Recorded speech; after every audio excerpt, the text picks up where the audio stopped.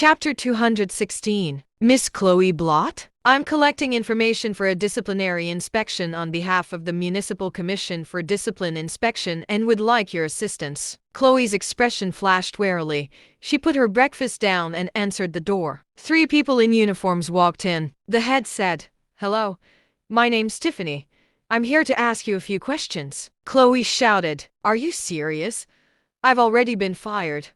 What more do you want?" Tears welled up in Chloe's eyes. Tiffany hurried to say, "Wait, don't panic. We're just here to see if you have anything to do with Telford Gill's situation." "Telford Gill's?" Chloe said, shocked. Tiffany said, "That's right. Gills is under investigation for improper work conduct, and we're here to investigate the matter." Chloe sneered coldly. "I don't know a thing." She knew how powerful Telford was and figured it was probably better for a young woman like her to stay out of trouble. Jordan Pavian had just threatened to kill her a day ago. She wanted nothing to do with this at all. Tiffany, a clear veteran at this, just smiled and comforted. "Don't worry. We'll guarantee your safety. This case was reported by a pretty important person, and Gills will be dealt with for sure." What she meant was Telford had messed with Farron Campbell, and he was going to be in trouble whether he liked it or not. Chloe looked at Tiffany, not entirely convinced. Tiffany nodded. "Governor Campbell's son made the report against Gills personally. Do you understand the weight of this issue?" Chloe gasped. Anyone from Seachertown knew who Orrin was, and it was definitely a big deal if Orrin's own son was reporting it. Besides, Chloe was still indignant at what had happened to her. She gave it some thought and decided to come clean. Thus, she described everything that happened from the start, including what happened in the private club. Tiffany smiled after hearing her out. "I can tell you for sure that Telford Gills is done for, and you'll get your job back." "Really?" Chloe was truly shocked. It was important to note how difficult it was to get such a job, and Chloe still deeply loved journalism. Tiffany said, "Someone made it clear that you would get your job back as long as you were honest. Thank you for your cooperation. We'll be on our way now." Tiffany shook Chloe's hand and left with her team after that. Chloe was still in a daze after they were gone. Someone had given the order for her to get her job back. Who had done such a thing, and why? Just then, Telford was still taking a nap in his office. The previous night had worn him out, and he was practically drained. Just then, the door was pushed open, and a group of people walked in. Telford sprang up from his desk in a fit of rage. "Are you looking to die, barging in here without even bothering to knock?" "Telford Gills, this is a disciplinary inspection. We're looking to cross-check some facts with you." Those words made Telford tremble at once. He could feel all his fatigue leaving his body. He got to his feet and looked nervously at the people in his office. "What facts?" "You're coming with us. We'll get to that eventually," Tiffany said emotionlessly. Telford panicked, not knowing what to do. A while later, he said, "Let me make a phone call." Tiffany smirked but did not stop him. Telford Gills was done for, and anyone he was reaching out to would be in trouble as well. It all depended on whoever he was calling and whether that person knew what they were doing. Chapter 217. Telford dialed a number furiously. "Sir, there's a disciplinary inspection being run on me." Someone replied in a low voice, "Let me know if there's anything you need help with. Do keep in mind that you have a family." The person on the phone hung up after that, and Telford knew he was doomed. Even his one last hope was unwilling to help him and even threatened him with his family. If he were to say anything he was not supposed to, his family was going to be in trouble. Telford could not understand what was going on. The person he called was a powerful figure too.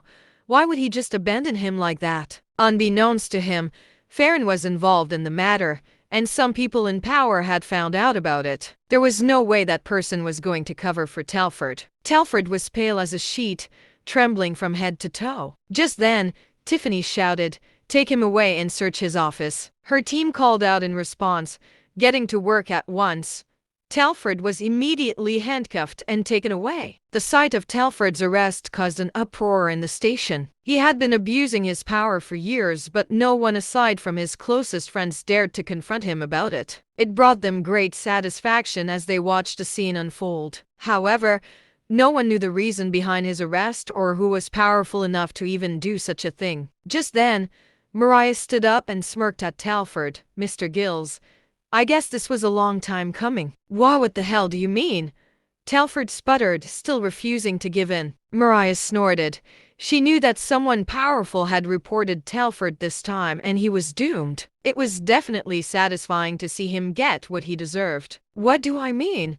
You've been abusing your power in the station, lording it over everyone. I'll be honest with you now. I was the one who reported you. You! Telford nearly fainted from anger. He had never expected Mariah to report him, the same Mariah who would do anything to please him. Everyone else in the station could hardly believe it either. They all knew that Mariah and Telford had been having an affair for ages. How could she have been behind this? What? People like you deserve to rot in jail, Mariah shouted. Telford's chest lurched, and he nearly died from a heart attack. Just then, Tiffany said, Miss Chandon, we'll reach out to you for more information soon. Thank you for working with us. No worries.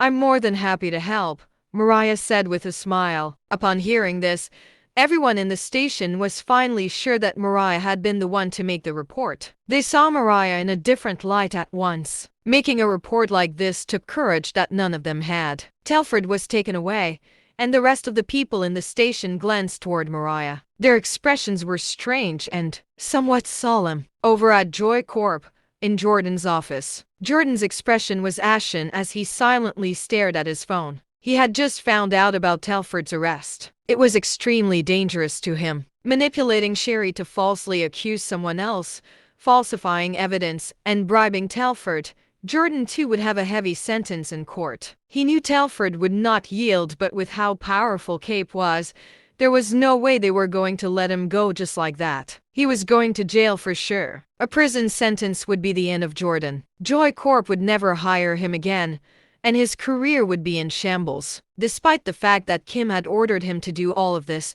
Jordan knew very well just how powerful this woman was. Jordan would never dare to reveal a thing involving her, or his sentence would be worse than simply going to jail. He was going to lose everything the very second Telford confessed. All the time, blood, sweat, and tears that he had spent to reach the position he had would be gone just like that. It was so unfair. A thought entered his mind, and he got to his feet with a murderous expression. No, he could not lose everything just like that. If Sherry and Telford were dead, he would be able to be free from this. There was no evidence, and no one would be able to do anything to him. He was going to have to take a risk for his future. Upon making up his mind, he took his phone out and made a call. The call connected, and Jordan said in a low voice, Cindy, find Sherry DeVos and kidnap her. Bring her somewhere secluded and wait for my orders. Got it, boss. Jordan hung up the call and called for his secretary.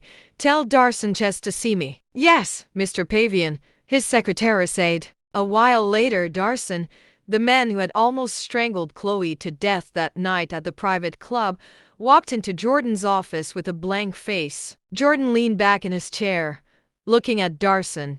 Darson, how long have you been working for me? 4 years now, Mr. Pavian. So, it's been 4 years, Jordan mumbled to himself. Well, I'm in trouble right now, and so is the company.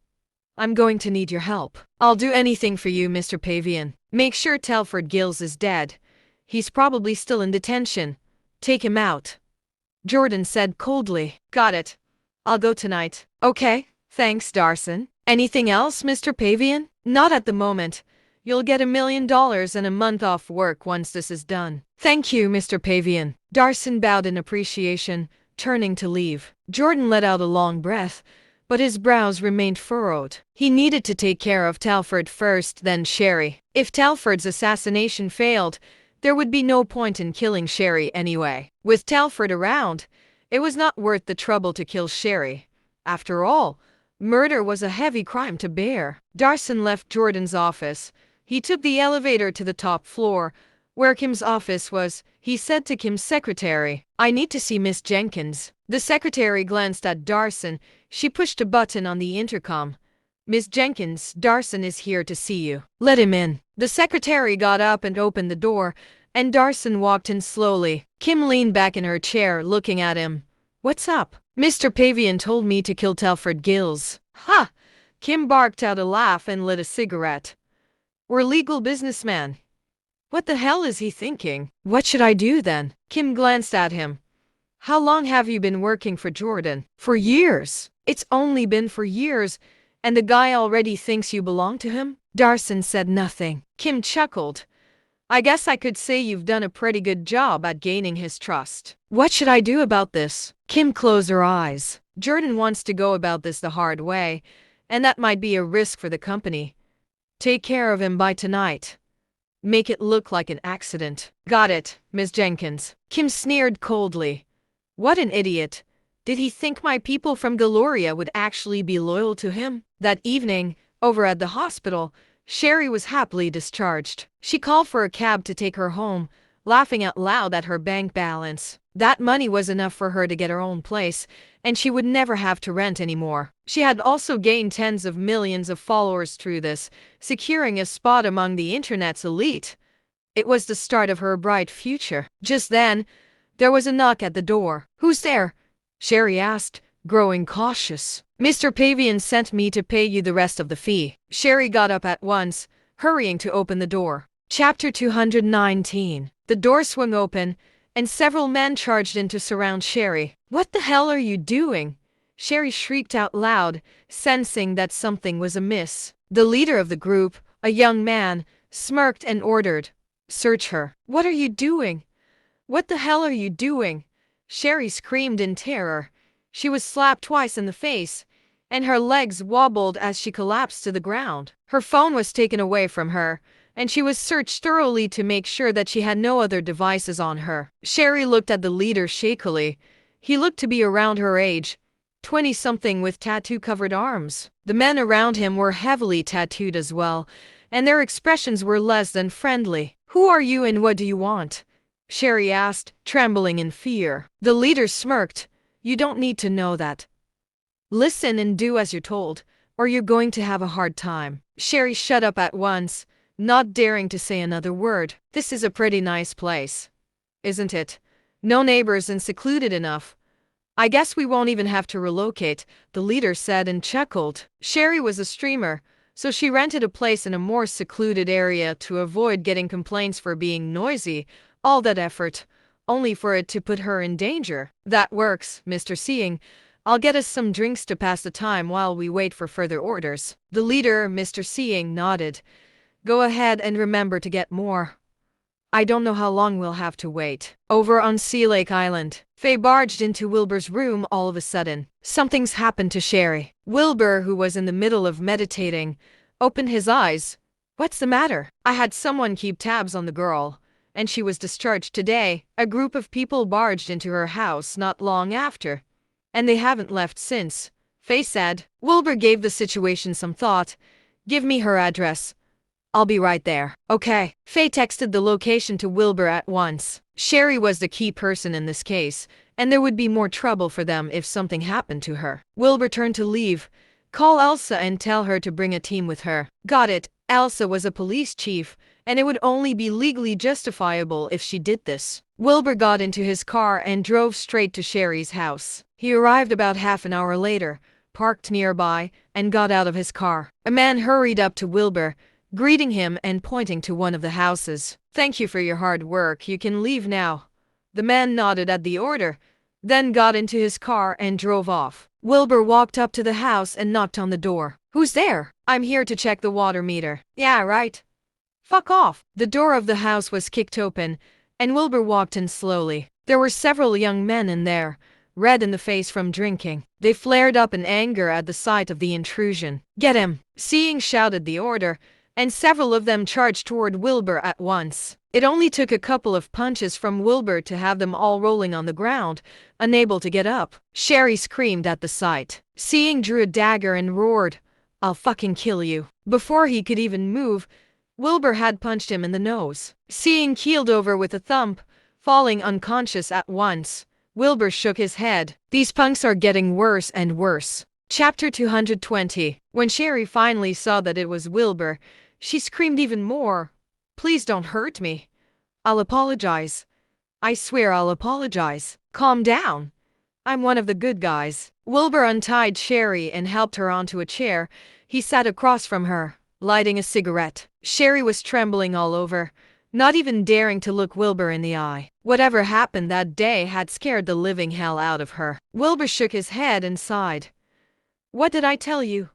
Don't go down the wrong path. I was right, wasn't I? Sherry burst into tears at once, sobbing loudly. Wilbur frowned, not knowing what to say. A long time later, Sherry's sobs finally died down. She snuck a glance at Wilbur, saying in between hiccups, I didn't know I'd get into so much trouble. If I know, I would have never done that. Do you know your life is in danger right now? Wilbur asked. Sherry began to sob again. I know. I'm sorry. I'll never do it again. Wilbur sighed, saying nothing. Sherry was fresh into her 20s, and he did not want to give her too hard of a time. Very soon, Elsa arrived with her team of officers.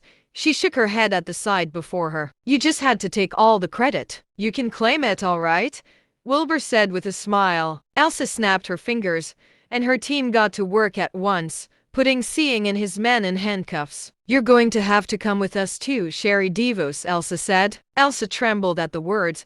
She looked at Wilbur and pleaded, Please, please don't let them take me away. I'll say sorry, and I'll compensate you too. Elsa asked coldly. What's that going to fix? You were involved in falsifying evidence and framing an innocent person. That's enough to put you in jail, you know. No, I can't go to jail. I'm still young. Please let me go. Sherry was scared out of her wits, begging and pleading for her life. Elsa shook her head. You had the perfect chance to apologize to Wilbur when he went to see you, and none of this would have happened. I didn't think it would get that bad. I'll never do it again. Please let me go. Sherry finally realized how dire the situation was, but it was all too late for regrets. Wilbur said, That's enough. Don't scare the poor girl any further. Sherry, you're not safe here right now. Going to the station with these officers will actually be safer for you. Just tell them the truth, and I promise not to press charges. Sherry broke out into grateful sobs at those words, thanking Wilbur profusely. Wilbur did not intend to press charges. He honestly did not have the heart to destroy a young lady's future just like that. Just then, Elsa said, Hey, do you think Telford Gills might be in danger? Wilbur said at once, It's very likely. Sherry was kidnapped, which meant they've decided to do this the hard way. I've got a pretty bad feeling about this. Telford's only being detained right now, so he's not safe enough for sure. He needs to be transferred over to Special Forces right now, Elsa said. Wilbur nodded, and Elsa called up her department at once. She explained the situation, and Telford's transfer was approved. Wilbur looked at Sherry. Someone made you frame me, didn't they? I was just making it up to get big online at first, but then someone paid me to keep hyping the situation up, so I did it. Sherry did not dare to hide anything anymore, revealing everything honestly. Elsa asked at once, Who? A Mr. Pavian? I don't know what his first name is. Jordan Pavian, Elsa scoffed, taking out her walkie-talkie. Team 2. Arrest Jordan Pavian immediately, over. Yes, madam. Wow. We finally got the guy, Mr. Penn. Does this mean I've just done a huge favor for Cape? Elsa laughed. Wilbur chuckled as well. I guess so. Get Faye to take you out for dinner. You can have whatever you want. Are you kidding? You're the big boss of Cape. And you're telling Miss Eve to buy me dinner instead of doing it yourself? Elsa was clearly displeased. Those words shook Sherry to her core. This guy was the big boss behind Cape Consortium. She had messed with someone so unimaginably powerful. Sherry began to tremble at the thought.